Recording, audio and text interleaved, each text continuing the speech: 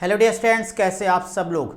मैं एक बार फिर से आप सभी का ज्ञान गोदावरी ऑनलाइन एजुकेशन सेंटर पर बहुत बहुत स्वागत और अभिनंदन करता हूं। सो फ्रेंड्स, चलिए अपनी क्लास को आगे कंटिन्यू किया जाए। ठीक तो है ना? चलेगा भाई? Okay, done.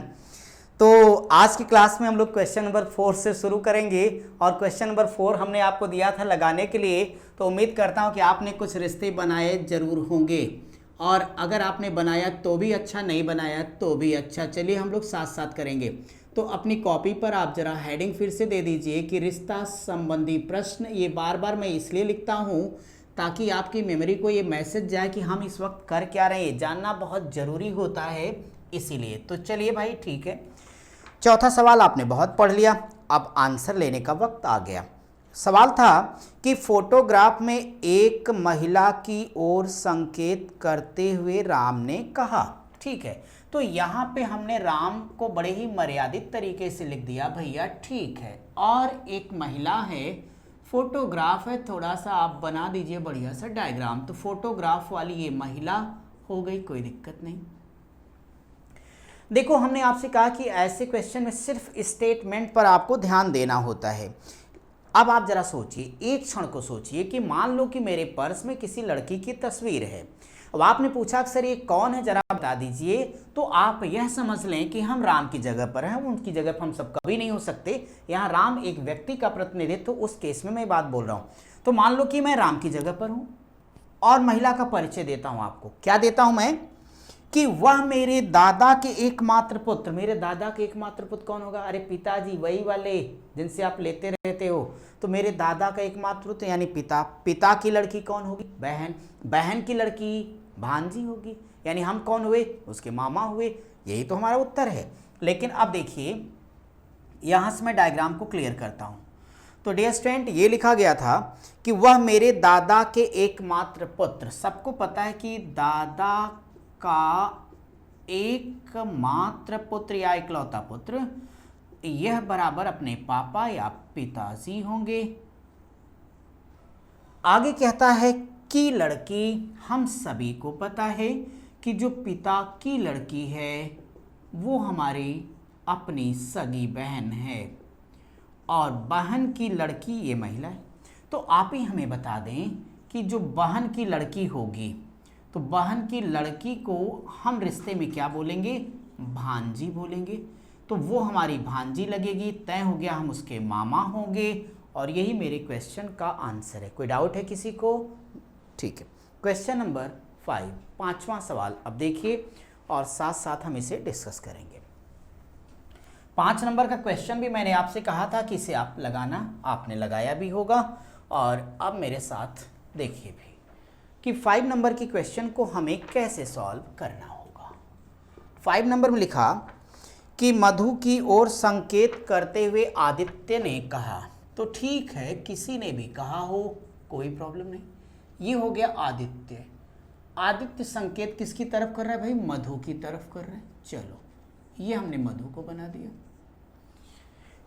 तो आदित्य मधु की ओर संकेत करते आदित्य ने कहा, उसकी माँ की एकमात्र पुत्री। तो मधु की माँ की देखो बड़ा मजेदार सवाल है कि उसकी माँ की एकमात्र पुत्री, तो यार वो तो खुद ही वही होगी ना। तो मधु की माँ की एकमात्र पुत्री यानी मधु मेरी माँ है, सीधी सीधी बात। तो यानी सेंटेंस कह रहा था कि उसकी माँ की एकमात्र पुत्री, इस लाइन का मतलब मधु खुद मेरी माँ है। अर्थात डियर स्टूडेंट्स, यह हो जाएगी आदित्य की माँ। कौन? मधु। अगर ये उसकी माँ है तो ये उसका लायक बेटा है। मोबाइल वोबाइल खरीदने का पैसा तो मांगेगा ना भाई, तो अच्छी बात है, मांगना ही चाहिए। और ये आपका आंसर आएगा उसका बेटा। ठीक है, चलिए क्वेश्चन नंबर 6, बहुत ही मज़ेदार सवाल। इसे ज़रा इम्पॉर्टेंट कर लीजिए आप लोग, फिर हम लोग साथ साथ मिलके समझेंगे। और इसे ज़रा पढ़िए, क्योंकि ये रिश्ते हैं, आम जिंदगी में भी रिश्ते बड़े नाजुक और कोमल होते हैं। अगर सावधानी से ना निभाए जाएं तो बड़ी मुश्किलें आती हैं। क्योंकि आप सभी जानते हैं, जो विश्वास की डोर है रेशम के धागे से भी बड़ी कमज़ोर होती है भैया। वो कहने के लिए लोग कहते हैं जान दे देंगे, लेकिन एक ही क्षण में कहते हैं अब तो ले लेंगे। तो इस नाते बहुत संभल के रिश्ते निभाएं। फिलहाल सवाल तुरंत लगाएं। 6वां सवाल क्या है? एक लड़के के साथ टहलती हुई एक औरत की मुलाकात दूसरी औरत से। कल्पना जरा करिए, इमेजिनेशन करिए कि आजकल तो थोड़ा पार्क वगैरह बंद है, क्या आप लोग तो घूमने भी लगे।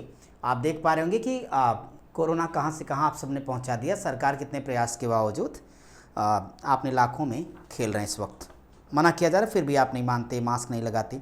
लगाइए अगर इस दुनिया में कुछ दिन और रहना है तो, नहीं तो कोई बात नहीं, नश्वर संसार ही है। लेकिन सवाल तो समझना होगा अभी जब तक है तो क्या हुआ, आप जरा सोचिए कि दो औरतें हैं, एक पार्क में मज़े से टहल रही हैं, एक औरत के साथ एक बच्चा है छोटा सा, और एक ऐसे ही खाली घूम रही, मस्त, कोई टेंशन नहीं। एक औरत एक बच्चे के साथ टहल रही, एक ऐसे ही टहल रही, दोनों की आपस में भेंट होती है। भेंट हमारी आपकी हो तो भी बात किए बगैर नहीं रह सकते, वो तो फिर भी माताएं या बहनें हैं, वो तो बोले बिना नहीं रह सकती।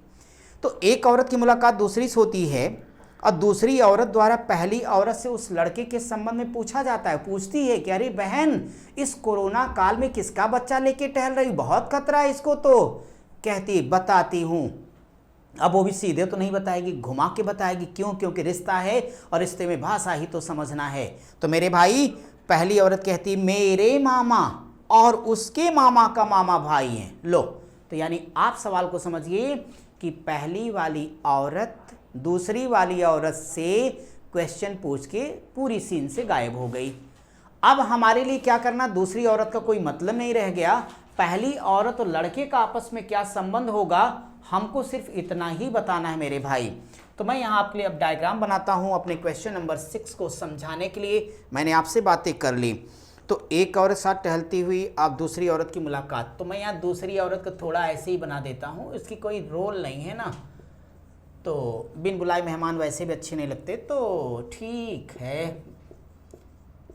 और ये पहली औरत हमने यहाँ बना दिया, इसी का रोल अपने सवाल में, इनको साइड ही रखो, तो ये हो जाएगा पहली औरत। और ये टहल एक बच्चे के साथ। चलो, बच्चे को एक बाल तो बहुत है, या चपड़गंजू बना देते, ठीक है, चलो एक बाल दे देता हूँ। ये लड़का हो गया। घटना को ध्यान में रखिएगा। कहते हैं कि जब इससे दूसरी वाली औरत ने पहले से पूछा कि बहन ये किसका लड़का है, तो जवाब देती है मेरे मामा, यानी इस वाली औरत का मामा, पहली औरत का मामा।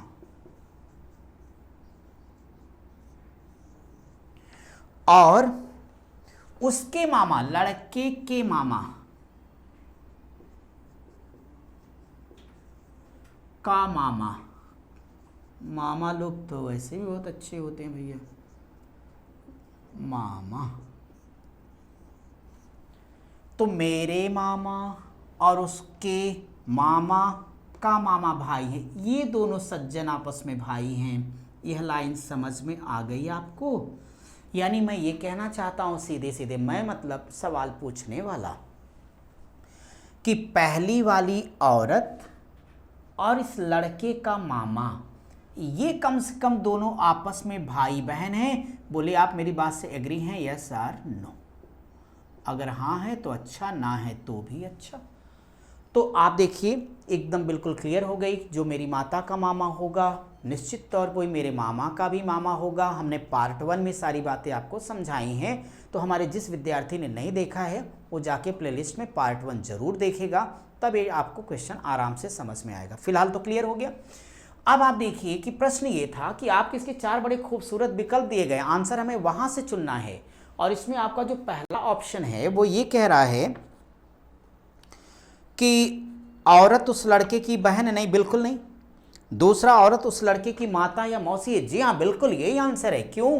क्योंकि देखो ना, ये जान लो कि मान लो कि मैं हूँ, ये मेरे मामा हैं और ये मेरी माता हैं या मौसी हैं, तो मुझे नहीं पता क्लियर, लेकिन इतना पता है कि मामा की बहन 2 ही होगी, या तो मेरी अपनी मम्मी है या तो मौसी जी हैं। तो ऐसे केस में ये जो पहली वाली औरत है लड़के की, या तो माता होगी, और माता नहीं है तो मौसी जी होंगी। कोई टेंशन नहीं है। इस नाते आपका जो विकल्प बी छपा है वही करेक्ट आंसर होगा, माता या मौसी है। ठीक है, क्लियर है? चलिए आगे बढ़ेंगे। हम सब अपनी क्लास का क्वेश्चन नंबर 7 देखेंगे कि 7वें सवाल पे हमें क्या करना है।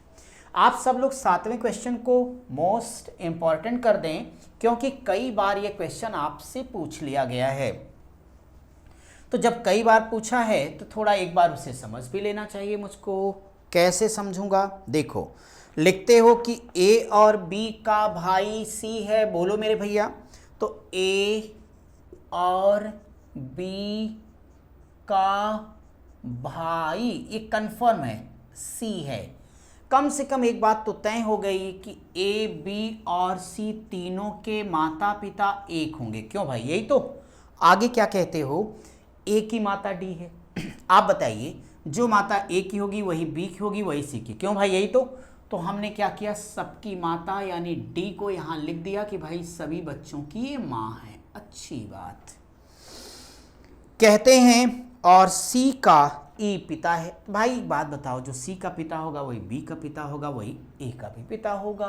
तो हमने यहाँ सी का ई पिता है तो यहाँ पे हमने ई को लिख दिया, पापा जी प्रकट हो गए।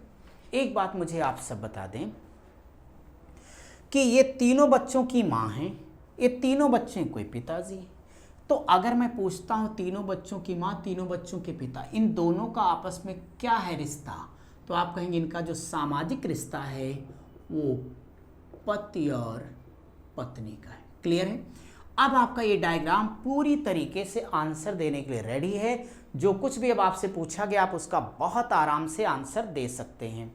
इसमें पूछ क्या रहे, ये सवाल ये है, इसमें इनका ये कहना था, देखो कितना अच्छे से फंसाया है। कहता तो निम्नलिखित में से कौन सा कथन निश्चय पूर्वक सत्य होने की संभावना नहीं है। अगर आपने ध्यान से नहीं पढ़ा तो आपका आंसर गलत हो जाएगा। तो आप समझ गए, 4 ऑप्शन दिए गए हैं और 4 में से 3 बिल्कुल सही होंगे, एक डाउटफुल विकल्प होगा, संदेहास्पद होगा और वही मेरा आंसर होगा। अब आप चारों विकल्प अपने सामने देख रहे हैं, उनमें से पहला देखिए। पहला कहता बी का पिता ई है। देखिए ना, बी का पिता ये बिल्कुल सही है। तो जो आपके चारों ऑप्शन लिखे गए, बी का पिता ये बिल्कुल सही है, लेकिन मेरा ये उत्तर नहीं है। क्यों नहीं है? क्योंकि मुझको वो बताना है जो निश्चित रूप से सत्य ना हो। विकल्प बी का ए भाई है। तो बी का ए भाई है। देखो, बी का ए भाई है कि बहन है कहना मुश्किल है, थोड़ा डाउटफुल, ये रीजनिंग है मेरे भाई, तो ये संदेहास्पद है। आंसर तो यही होगा। क्यों? क्योंकि देखो सी में क्या लिखा है, ई की डी पत्नी है। तो यार ई की डी पत्नी तो डंके की चोट पर सही है, जो सही हो मेरा उत्तर नहीं है। लास्ट में कहते हो ई का सी पुत्र है, सवाल में कहते हो सी का पिता ई है और ये घोषित था कि पुरुष है, मतलब है यह रिश्ता बिल्कुल सही, लेकिन मेरा उत्तर नहीं है। तो आपने देखा 3 रिश्ते बिल्कुल सही थे, लेकिन प्रश्न में वह बताना था जो निश्चित रूप से सही ना हो। इस नाते हमारा ये जो डाउटफुल है, संदेहास्पद विकल्प छपा, यही हमारा आंसर होगा। क्योंकि बी का ए भाई हो सकता है या बहन हो सकता है, हम निश्चित तौर पे नहीं कह पा रहे हैं, और इसी नाते हमारा करेक्ट आंसर विकल्प बी होगा। उम्मीद करता हूँ कि आप मेरी बात समझ गए होंगे। ठीक है, अगर आप समझ गए हैं तो मैं अब आपके लिए क्वेश्चन नंबर 8 करूँगा। चलिए भाई, 8वें क्वेश्चन को हम सब डिस्कस करेंगे आपस में, और देखता हूँ कि 8 नंबर पर आपको कैसे सॉल्व करना है। 8वां आप सब ने पढ़ लिया? अगर आप सभी ने पढ़ लिया हो तो मेरे साथ समझ लो मेरे भाई।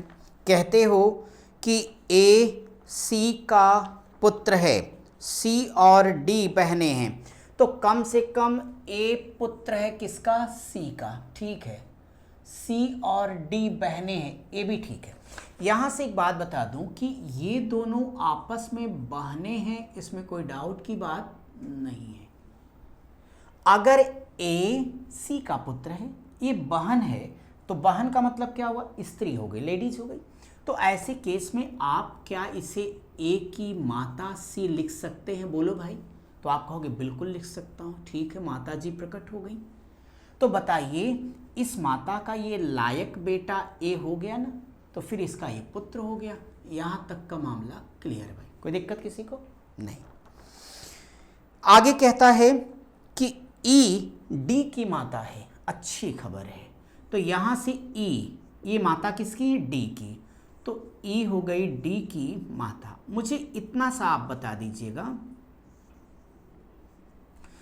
जब सी डी बहनें हैं तो अगर ये डी की मम्मी है तो सी की भी हो जाएंगी। ठीक है, आगे देखता हूँ।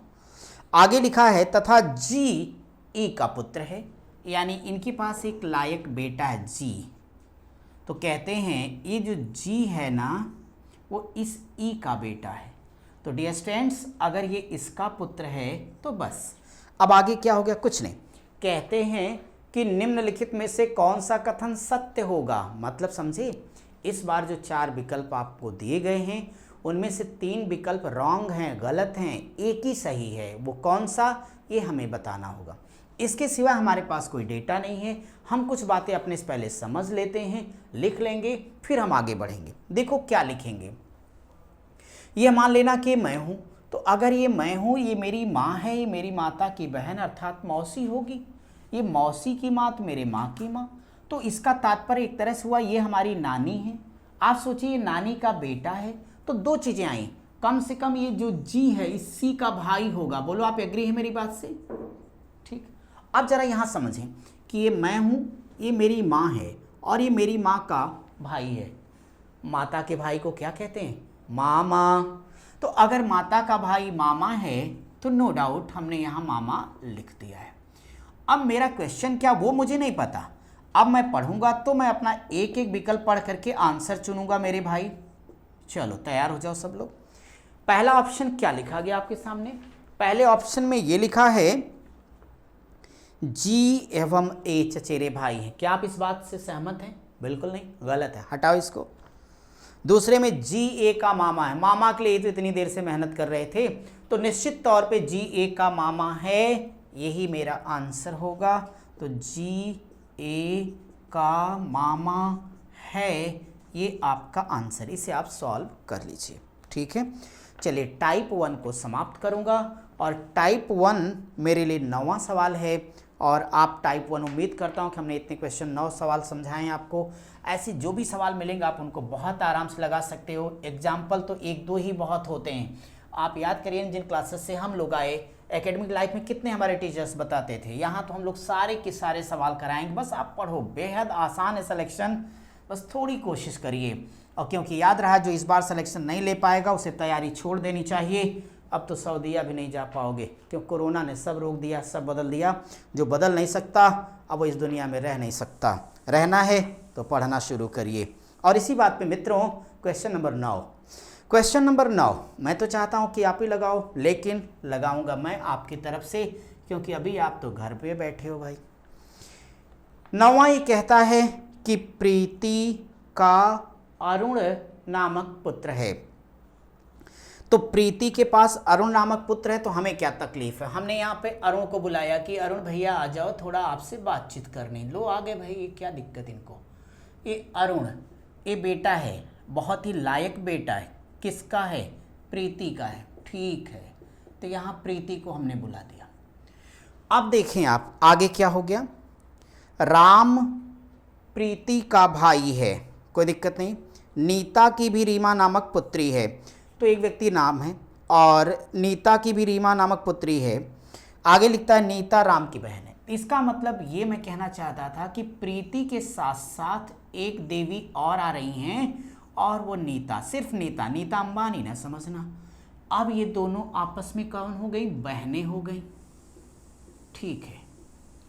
और ये जो नीता हैं, नीता के पास एक लायक बेटी है, और उस बेटी का नाम रीमा है, ठीक है। तो नीता की ये पुत्री हो गई। और ये जो दोनों बहनें हैं वो किसकी हैं? ये राम की बहनें हैं, ठीक है, राम की बहनें हो गई। यहां तक का मैटर आपका क्लियर हो गया होगा। प्रश्न ये है, अरुण रिश्ते में रीमा का क्या लगेगा? फ्रेंड्स, ये अरुण रिश्ते में रीमा का क्या लगेगा वो तो हमको नहीं पता है, पता अभी करेंगे, वो भी आपकी मदद से। मुझे ये बताइए, अब ये मैं हूँ यार, ये मेरी माँ है, ये मेरी माता की बहन है। आप बताओ कि माता को बहन को क्या कहते हैं? तो माता की बहन को मौसी। हमारे मौसी की कोई बेटी है, तो मौसी की बेटी अगर वो हमारे मौसी की बेटी है तो हम भी तो उसके मौसी के बेटे हो गए। इसका मतलब वो मौसेरी बहन है, तो हम कौन हुए? मौसेरे भाई हो गए। इसका मतलब ये निकला फ्रेंड्स कि जो ये आपका अरुण है वो निश्चित तौर पे रीमा का लगेगा मौसेरा भाई, और यही आपका भी आंसर होगा। ठीक है, तो ये मौसेरा भाई आपका हो जाएगा। उम्मीद करता हूँ कि यहाँ तक आप सभी को आराम से समझ में आ गया होगा। तो आज की हम लोग ये क्लास यहाँ तक ही करेंगे, और आपके लिए फिर मैं अगली क्लास में आ रहा हूँ टाइप 2 और 3 पर, वहाँ पे डिस्कस करूँगा। बहुत ही मज़ेदार टाइप होगा। तो इस क्लास को आज हम यहीं पर रोकते हैं। तब तक आप सब पढ़ते रहिए, स्वस्थ रहिए, मस्त रहिए और प्रैक्टिस ज़बरदस्त करिए। और थैंक यू।